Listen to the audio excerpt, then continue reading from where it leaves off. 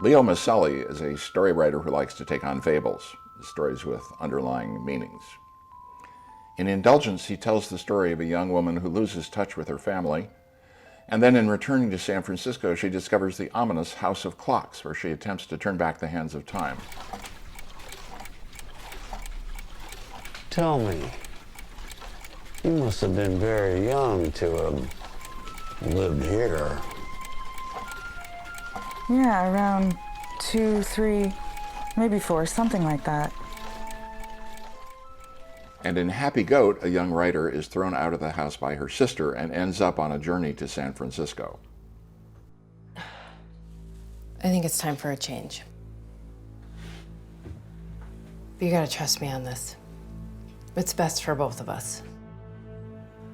I need you packed and gone by tomorrow. What? Just when you're done. In writing the music for Happy Goat, I wanted to mimic the emotional arc of the film. The film begins in gloomy Portland, where people are using battery-operated devices to cheer themselves up.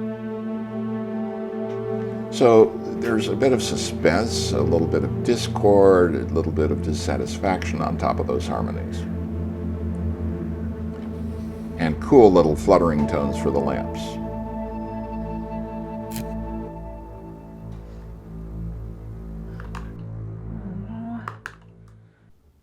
As our hero Nancy progresses toward discovery and confidence, the tone of the music becomes a bit more upbeat. Is this the bus for Northern California? Sure is. This is the one. Come on aboard.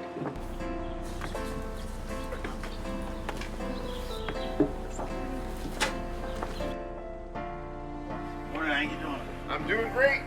Hope you're well. I also really wanted to write a ballad to be sung in this story, to represent Nancy's journey to find her way.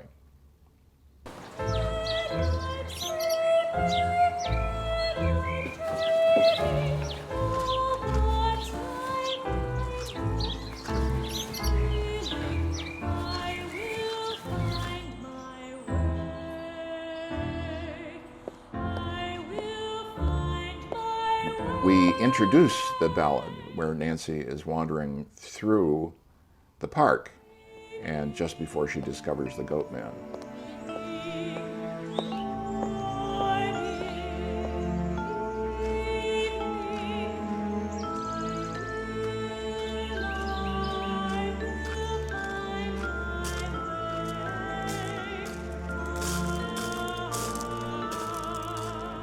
The lyrics of the song reflect Nancy's underlying wish, which is basically, I will find my way. I start this film scoring process by having what we call a spotting session with Leo. We've got the film, we've got dialogue on the film, but no music.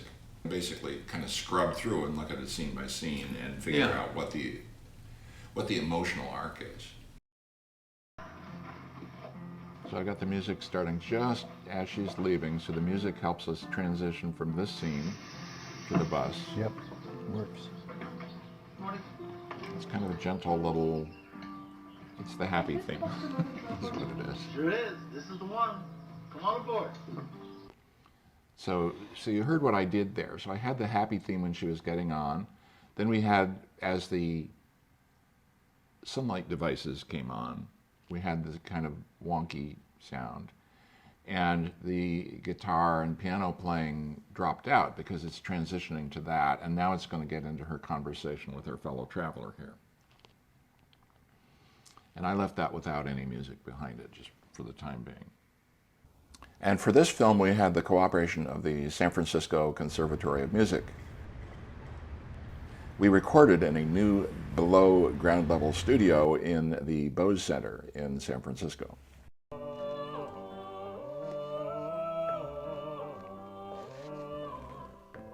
Before going into the recording session, I create what's called a mock-up or a demo version of the music. This uses sampled actual instruments, and it sounds very much like what we want to have in the film.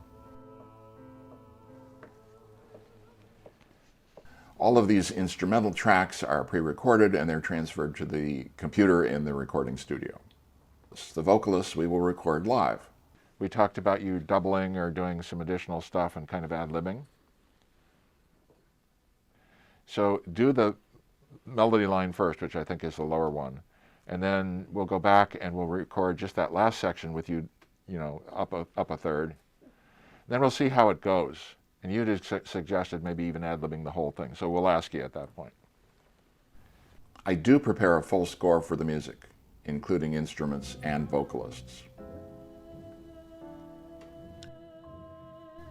I'm really happy to have an experienced recording engineer in a session like this.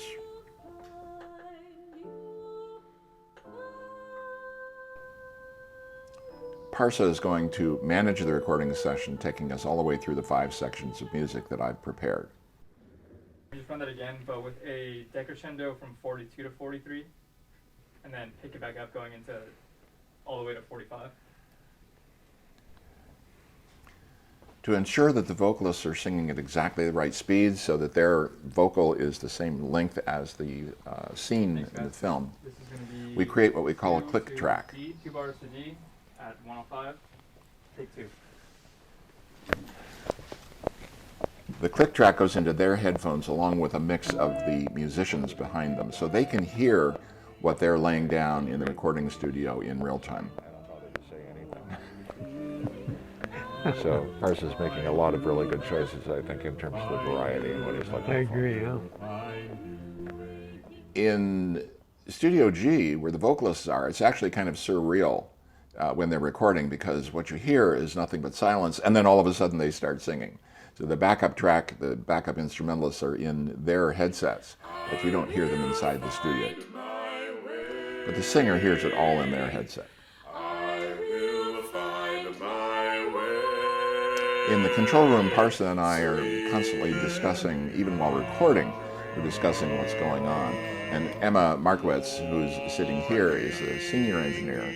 Emma and I will, the next day, go through a mix of the recording, which includes the vocalists and the background instrumentalists, and make those decisions about what we want to have as the potential track for the film. All right, so we can listen to that with the backing. So we're going to look at the soprano Yeah, solo, it's just the section soprano. C. Indeed.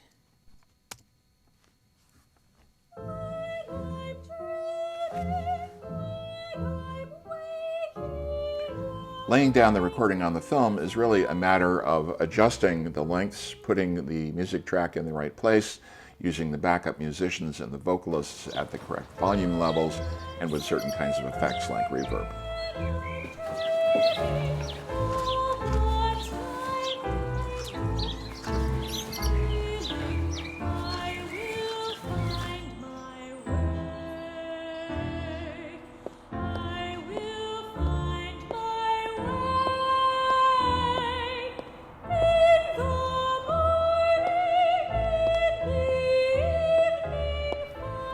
And for this film, I even changed the instruments after the fact. So what you hear in the film are not exactly the same instruments that the vocalists heard when they were recording. All of that's made possible by doing multiple tracks, multiple layers of the music, all of them timed to that same click track.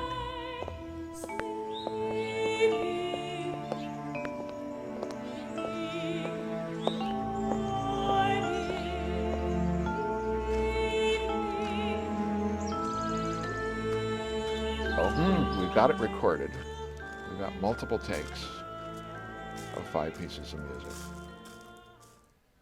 What's your feeling on it? Whoa. How does it feel to have your film be getting a new set of clothing here, so to speak? Well, it's a good way to put it. It's a whole different dimension. I mean, the emotion expands. I'm in awe of what I saw here today and what I heard here today. You know, I write film, I direct film, I produce film, but I've never gone in this department before. And I'm astonished how it all comes together, and listening to the music and where it fits. And no, it's a huge pleasure. Yeah, because you know better where it fits in the film. Well, yes. And our singers, although we made a rough cut of the film available to them, I don't think they've seen it all the way through, so they don't really know what's going on. So they know, I gave them the story arc, so they had somewhat of an idea. Yeah. And they pick up on that and really work pretty well. Well, you know this, of course, that the story is it's a fable, and about this woman, an aspiring writer of children's books, who can't write a happy Yeah, ending. can't write a happy story. And so she comes to California, and meets a goat man and learns about the value of hope. Okay, put music to that. And that was where, that was your role. That's where we started, right? And it's a pleasure to work with you, because I know what you can do, and I trust you. I don't have to wonder if it's going to be okay. I know it's going to be amazing. If it's not okay, it's not the end. That's right. I think that was John Lennon. No, that was Felicity. So yeah, it's a great experience.